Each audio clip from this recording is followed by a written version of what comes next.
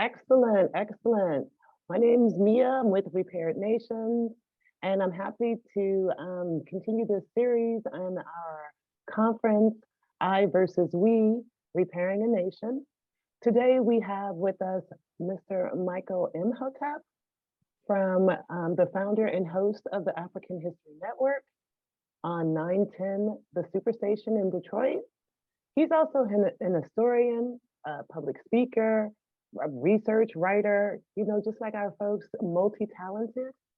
Mr. Imhotep is here today to teach us about the history of cooperatives in the Black community and sharing ways that we can take control of the $1.3 trillion economy that Black folks currently command in the United States.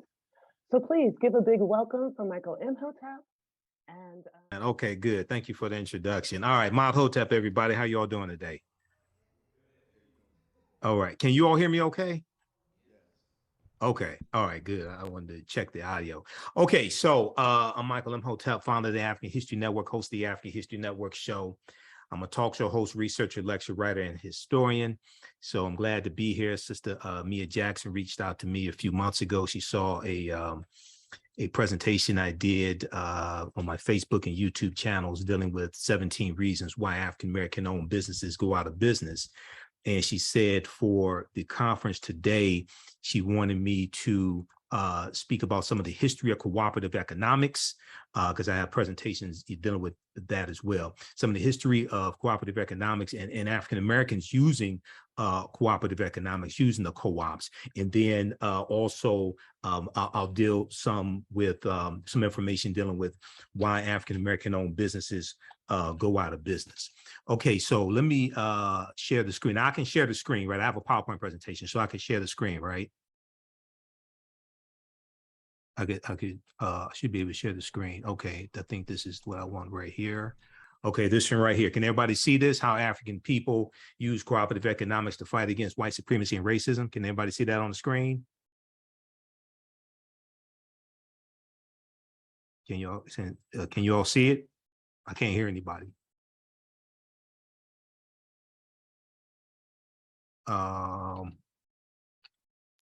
Let's see. Yes. Here. Okay. All right. Good. Thank you. Because I couldn't hear anybody. Okay. So, in addition to being a historian, my degree is in business administration with a major in marketing, and I've taught from Wayne State University here in Detroit, and I've taught entrepreneurship for 7 years as well. Okay, I'm the host of the African History Network show on 9:10 a.m. the Superstation WFDF here in Detroit. We're on live Sundays, 9 p.m. to 11 p.m. Eastern Standard Time. Visit our website, theafricanhistorynetwork.com, theafricanhistorynetwork.com for more information. Also broadcast when we're live on our Facebook fan page, The African History Network, and my YouTube channel, Michael Imhotep, IMHOTEP. Now, anytime I do a presentation, I know I may say some things that are outside the circumference of some people's awareness. And I learned this from one of my teachers, Dr. Ray Hagins. So just because you disagree with it or don't like it does not mean it's not true. It may just mean you have to do some more research to understand what I'm talking about. The space inside this circle represents my realm of knowledge. Everything that I think I know about whatever I think I know is represented within the circumference of my own awareness. Within the circumference of the circle, I must keep in mind that there are still things to know that exist outside the circumference of my own awareness. So just because someone knows everything that they know about what they know does not mean they know everything there is to know about what they know. There are still things that exist outside the circumference of their own awareness. Okay, so we have a deep, rich history of cooperative economics. And one of the things I want to do in this presentation is differentiate between cooperative economics and white capitalism dressed up in red, black, and green. Because oftentimes when I hear conversations, it may be at Kwanzaa events, things like this, a lot of times people mean well and they say cooperative economics, but they really don't deal with the history of African Americans involved in the co-ops and what they are. Okay, so Dr. Jessica Gordon Nembhard is probably one of the foremost authorities I know when it comes to cooperative economics and documenting that history. I interviewed her back in 2014 on the African History Network show when she was preparing to speak at an event here in Detroit. And also I got her book and read her book, Collective Courage, A History of African-American Cooperative Economic Thought and Practice. So when I teach entrepreneurship, most of the time when I have taught entrepreneurship in the past, it's been to African-Americans. I incorporate principles from this in my teachings. And to be quite honest with you, it's totally different than what I learned in white business school, okay? Because Wayne State University, that's a predominantly white school. Most of my teachers in business school were white. We ain't learn about cooperative economics. We learned about white business principles, white capitalists, okay? So there was a good article from newsone.com from June 30th, 2014, called Stop Saying Black People Don't Support Each Other Economically. Stop saying Black people don't support each other economically. This was the first article that I saw that dealt with Dr. Jessica Gordon Nemhard, and she was interviewed in the article. An excerpt of this article says, quote, "The Black cooperative movement has always been parallel to the Black liberation and civil rights movements. We've mostly heard about the political side of the movement, but you can't name a major political leader that did not point to cooperatives as a pathway to freedom," okay? Now, when we talk about Kwanzaa, the fourth principle of Kwanzaa, Ujamaa, okay, cooperative economics, deals with to build and maintain our own stores, shops, and other businesses, and to profit from them together, okay? But oftentimes when we have these conversations, and I've spoken at numerous Kwanzaa celebrations going back to 2010, oftentimes we don't really get into a deep conversation of what the cooperatives are and some historical cooperatives that we've had. And I'm not knocking anybody that has, you know, LLC or sole proprietorship. Yes, we need to support those businesses, but cooperatives are different, and they're formed oftentimes for a different purpose.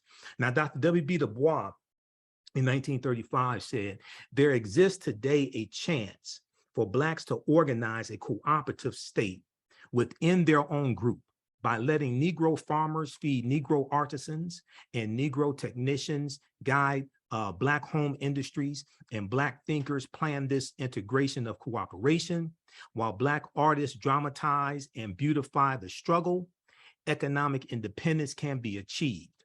To doubt that this is possible is to doubt the essential humanity and the quality of brains of Black people."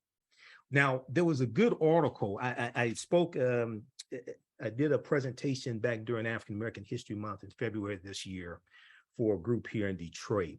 And I talked about cooperative economics there. And in that research, I came across this good article from 2021 from ABC News. By the way, you know, it surprised me a little bit, but it's by ABC News.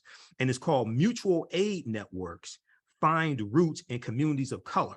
And one of the things that this article does is it deals with some of the history of African-American cooperatives, but it also deals with how African-Americans and people of color are using cooperatives during the coronavirus pandemic, okay?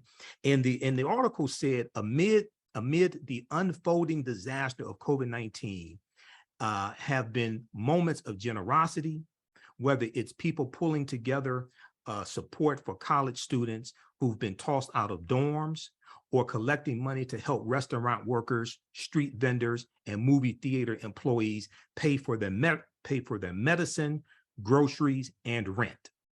These mutual aid support networks and the mutual aid societies and support networks, these are a type of cooperatives. These mutual aid support networks in which communities take responsibility to take care for one another, rather than leaving individuals to fend for themselves, have proliferated across the country as the pandemic turns lives upside down. The nonprofit organization Town Hall Project created Mutual Aid Hub, to track all of the various collective efforts when coronavirus began its rapid global spread in March of 2020. Back then, it counted only 50 mutual aid groups, but by May of 2020, the number grew to more than 800 in 48 states, driven by what the hub's lead organizer, Shivani Desai, called a, quote, grassroots explosion of organizing, a grassroots explosion of organizing. Now, while these informal networks have sprouted up in response to the pandemic, mutual aid organizers and scholars say they have existed long before then.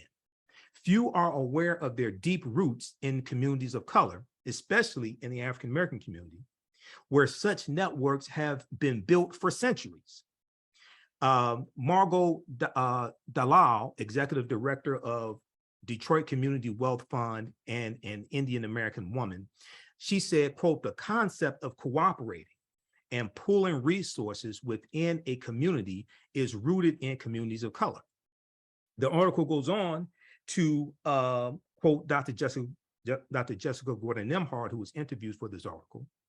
And it said, Dr. Jessica Gordon-Nembhard, author of Collective Courage, said Black mutual aid societies date back to the 1700s. Free African Americans pooled resources to buy farms and land, care for widows and children, and bury their dead. Many of them are going to go on to start credit unions when banks would not serve them. And credit unions are, even today, one of the most prominent type of cooperative, because when you are a member of a credit union, you're part owner of that credit union, as opposed to a bank, which is a different structure. Many started credit unions when banks would not serve them. Sociologist and civil rights leader Dr. W.B. Du Bois wrote about enslaved African Americans pooling money to buy each other's freedom. Now, the African Union Society in Rhode Island was established in 1780 as the first Black mutual aid society on record, the African Union Society. And when you go look at a lot of these organizations that we created in the 1700s and even going into the 1800s, we use the term African. Well, it's Free African Society, Grand African Lodge, African Methodist Episcopal Church in the early 1800s, Richard Allen. You're going to see us use the term African. The African Union Society in Rhode Island was established in 1780 as the first Black mutual aid society on record, Dr. Jessica Gordon-Nembhard said. The second was the Free African Society, which was founded in 1787 to provide aid to freed slaves who were denied resources by white institutions. One of the most famous examples of the mutual aid societies are the Black Panther survival programs of the Black Panther Party for Self-Defense from the late 1960s, through which members distributed shoes, transported elders to grocery stores, offered breakfast programs to children, and more. They also had the sickle cell anemia screening, and they provided all types of services. A lot of people, you know, a lot of people talk about the Black Panther Party for Self-Defense. They talk about the guns and the black leather jackets and berets. But one of the most powerful things they had were the programs that they organized for the community to meet the needs of the community. In many major cities, more than half of Black Americans were part of at least one mutual aid society by the 1800s, according to Dr. Jessica Gordon-Nembhard. Well over half of the societies she's researched were started and run by Black women who continue to be vital in mutual aid networks. Okay, let me repeat that. Okay, well over half of the societies she's researched were started and run by Black women who continue to be vital in mutual aid networks. Dr. Gordon-Nembhard said she believes mutual aid is part of the history of all communities, but especially of communities of color that face obstacles accessing resources. Quote, mutual aid and co-ops are a way for groups that have faced discrimination to have some level of economic stability. Part of my work is to remind African Americans that mutual aid is part of their history too. Okay, so this is a really good article from ABC News from January 2nd, 2021. Mutual aid networks find roots in communities of color. And when we look at this history of these cooperatives, these were principles that we brought with us to this country from Africa. These are these are principles we were practicing in Africa, especially West Africa.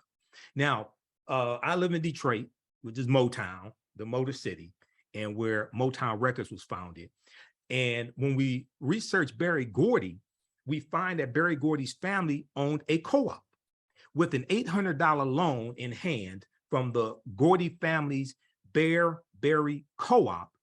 Berry Gordy set out in 1959 to apply some of the principles he learned in the auto plant, because he worked at an auto plant here in Detroit, I think it was General Motors, in the auto plant, to the production of records and the creation of music groups and solo artists.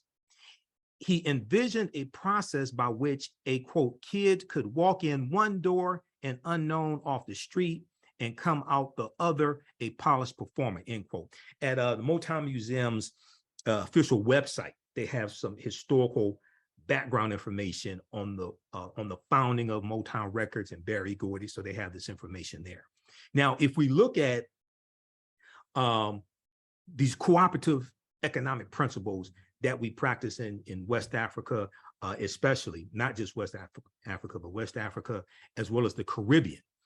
When we look at the SUSU system, okay, many people have heard about the SUSU. Now, I'm not talking about the multi-level marketing Ponzi scheme SUSU. I'm talking about the real SUSU that African people practice. In parts of West Africa and the Caribbean, an ancient version of cooperative economics exists called SUSU, S-U-S-U. As one of the oldest forms of microfinance in Africa, the practice is run by one of Africa's oldest financial groups called SUSU collectors. They run their businesses from kiosks in the marketplace and act as mobile bankers. Clients make low but regular deposits on a daily or weekly basis over the course of a month into a SUSU account. At the end of this period, the SUSU collector returns the accumulated savings to the client, but keeps one day's savings as commission. Now, SUSU collectors may also provide advances to their clients or rotate the accumulated deposits of a group between individual members.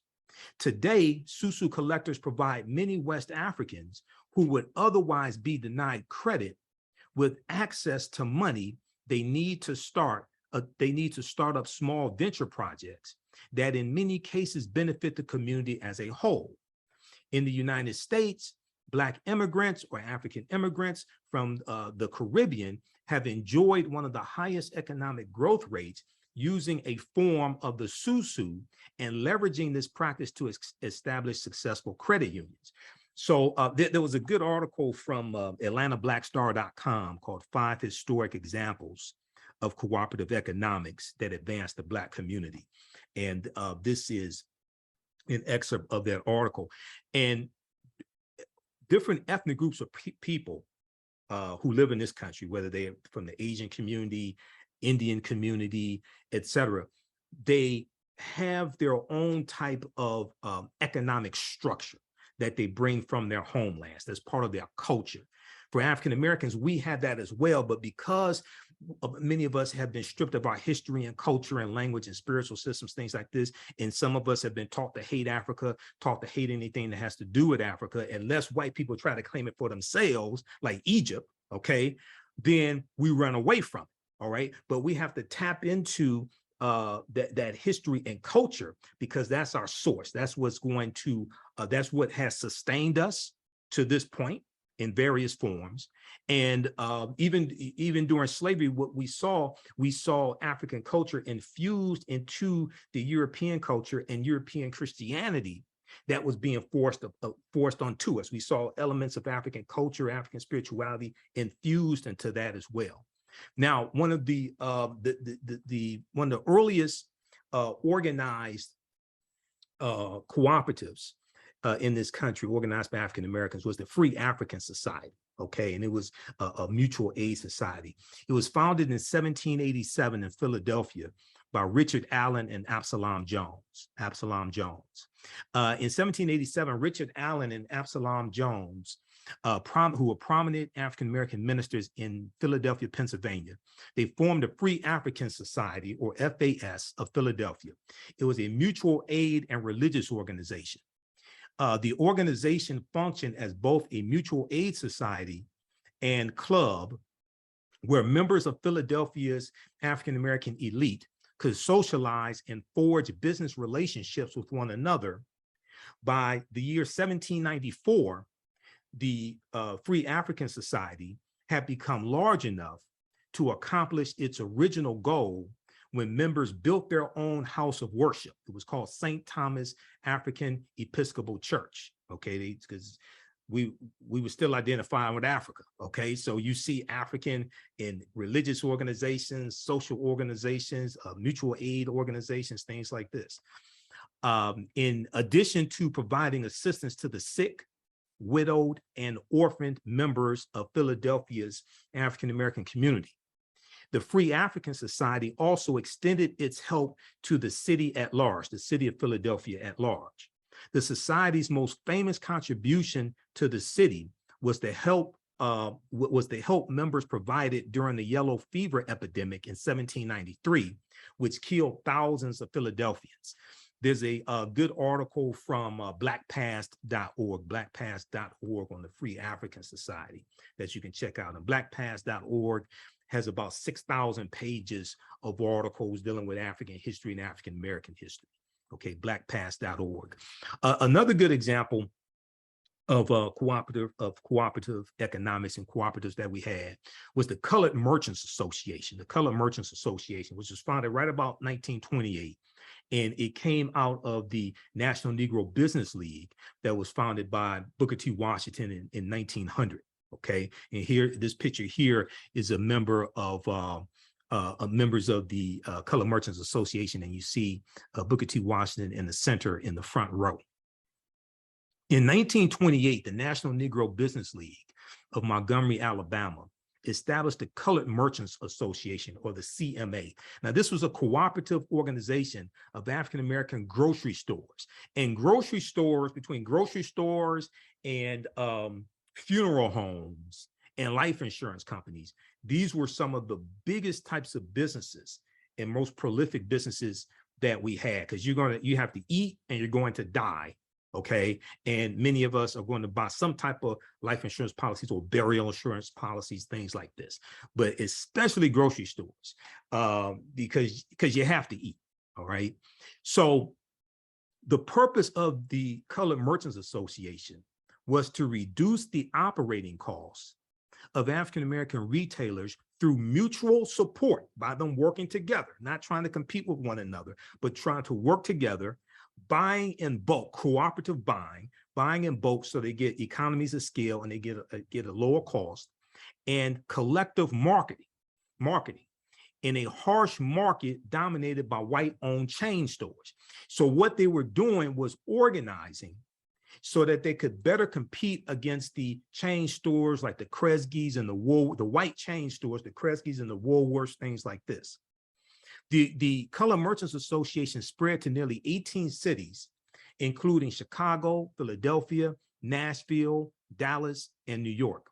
The CMA built its national headquarters in New York City in October 1929.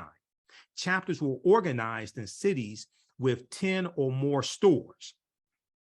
The Colored Merchants Association members paid $5 per month per store and were required to meet designated standards. By 1930, 253 stores were part of the Colored Merchants Association network. These are Black-owned grocery stores. Today, now, so 1928, 1920 census, there was about 11 million African Americans in this country. Today, with about 50 million, I'm not certain we have 253 African American owned grocery stores today.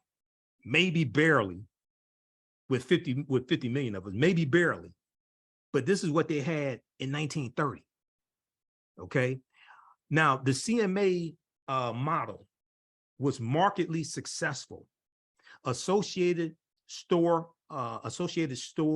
reported increases in business and profits. Members received support services from the association, such as intensive training in merchandising techniques, sales training, advertising, and management resources such as market analysis, inventory and bookkeeping systems, and collection and credit procedures. This is what we were doing 1928, 29, 1930. I mean, when you study this history, I mean, this is mind-boggling. Another good example, and probably the largest, is the Colored Farmers National Alliance and Cooperative Union, because this organization grew to have 1.2 million members. Okay, they were founded in 1886. Okay, in Texas. Now, despite the fact that both African-American and white farmers faced great difficulties due to the rising price of farming and the decreasing profits that were coming from farming, okay, and we know that the economy is was shifting from an agricultural economy to an industrial economy. The Industrial Revolution starts in 1790s in Manchester, England, and we're going to see it hit here in the U.S. as well. Okay, farmers faced great difficulties due to the rising price of farming and the decreasing profits that were coming from farming. The protective organization known as the Southern Farmers Alliance did not allow African-American farmers to join.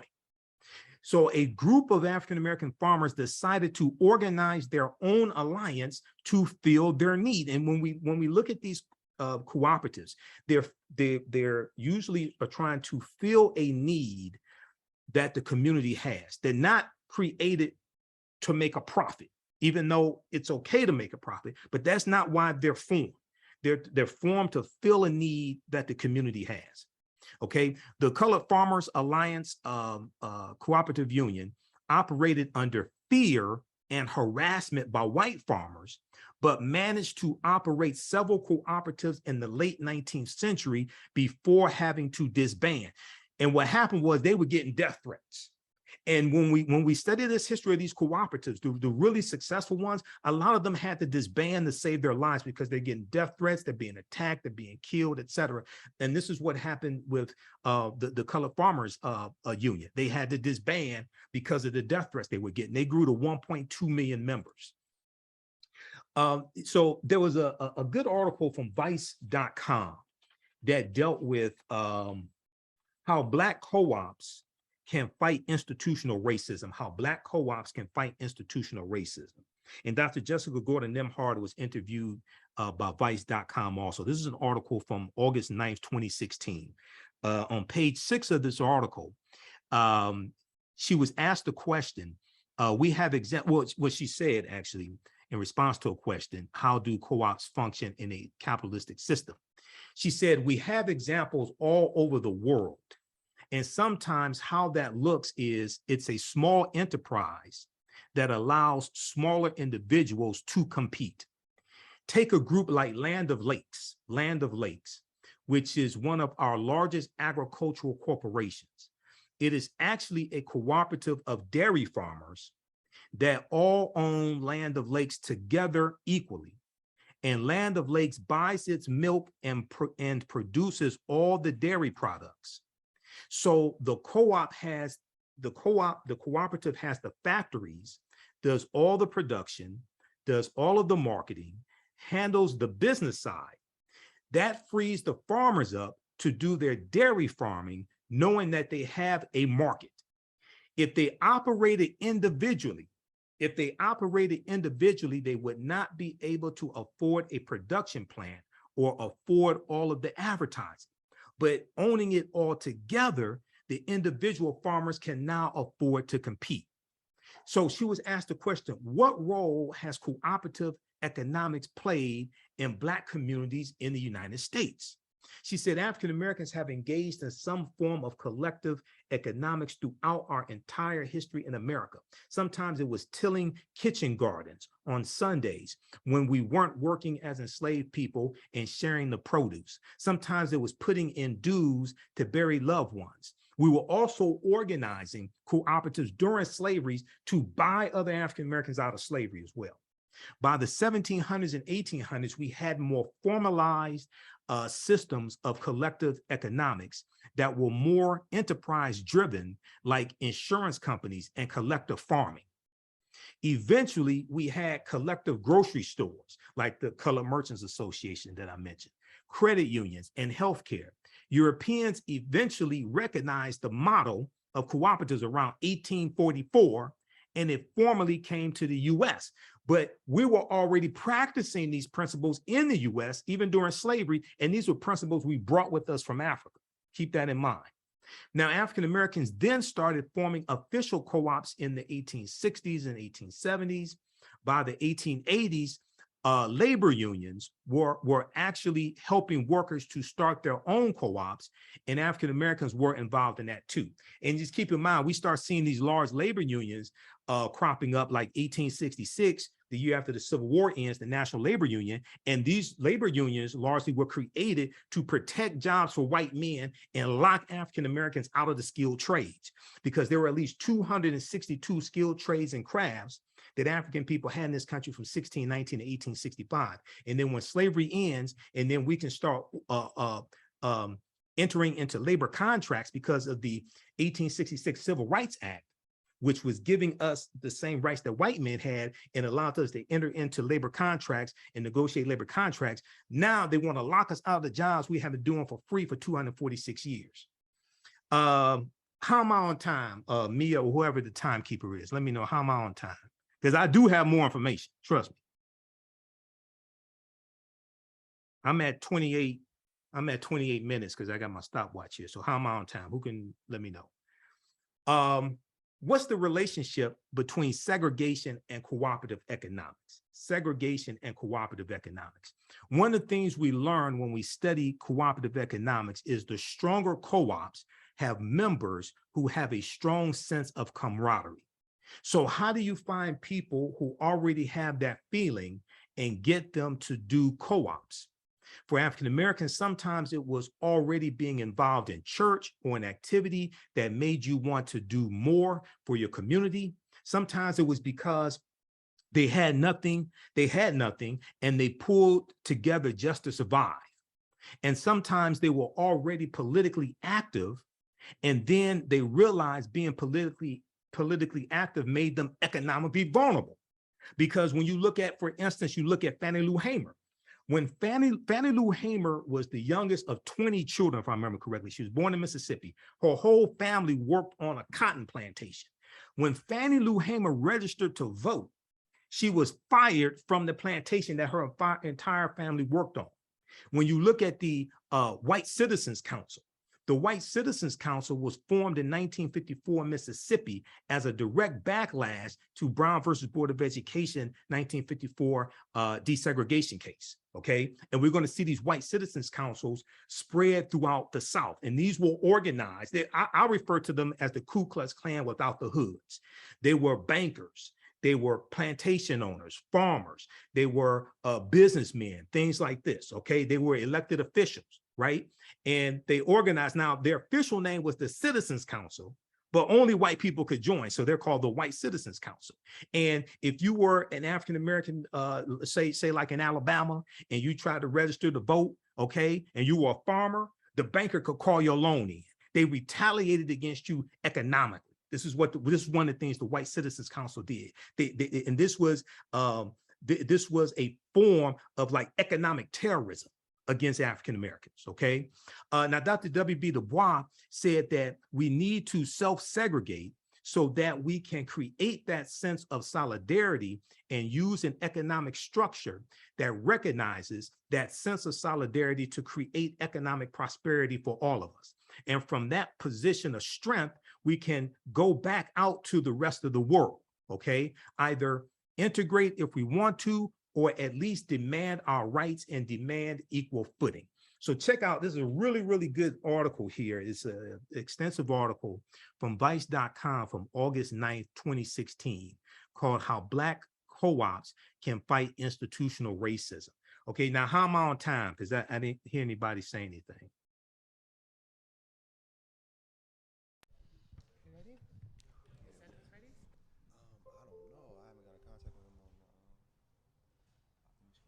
Okay, how much more time do I have? Do I have any more time left? Well, you're all great. You're all done. Thank you so much, Michael. That was amazing.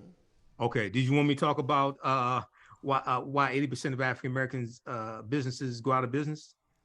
in the first 18 months? We Do we have? would like to know, but we're running on time here. Oh, okay, running on time. Okay, let me just do this quickly. If I just have a minute, I just want to tell Okay. people about my online classes that I teach, my online history classes.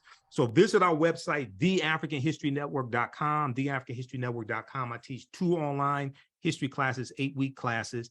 The first one that we do this, we're doing this on Wednesdays now. Ancient Kemet, the Moors, and the Ma'afa, understanding the transatlantic slave trade, what they didn't teach you in school. And we do the sessions live. All the sessions are archived and recorded. You can go back and watch it anytime. The second class that I teach, we do this on Tuesdays. Both classes are 7 p.m. to 9 p.m. From the Civil War to the Civil Rights Movement and Black Power, 1865 to 1968. Okay. And we start in 1803 with the Louisiana Purchase and the Haitian Revolution. And we go through our history chronologically through to the Civil War, Reconstruction, Jim Crow era, World War I, World War II, Great Migration, Civil Rights Movement, Black Power Movement. The information is at our website, theafricanhistorynetwork.com, and we have a bundle pack where you can register for both classes as well. All right, everybody, thanks for your attention. I appreciate it. Imhotep, Asante Sana. Peace. Yes, yes. Give thanks to the brother Michael Imhotep one more time, and we appreciate you sharing all those great information. It was a lot of information that I learned just by Okay. hearing you share such divine information about our connection with cooperatives. And yeah, brother, did you share already where the people can find you at? Yeah, my website, theafricanhistorynetwork.com, theafricanhistorynetwork.com. Also on Facebook, The African History Network on Facebook, and my YouTube channel, Michael Imhotep, Imhotep. Give thanks, give thanks. Yeah, so you can find the brother there, and also catch him on YouTube. Yes, and I'll put it in the chat, my website. All right, thank you. Thank you, Michael. That was really good. I appreciate it. I didn't even know the whole Barry Gordy story. Oh, okay. That was All right. that was great. All right, thanks. So we wanted to take a quick break for to stretch for a second. We have our brother Santos Soul that's gonna show us some Tai Chi moves. Santos, if you're ready, raise your hand and we'll make you on center stage.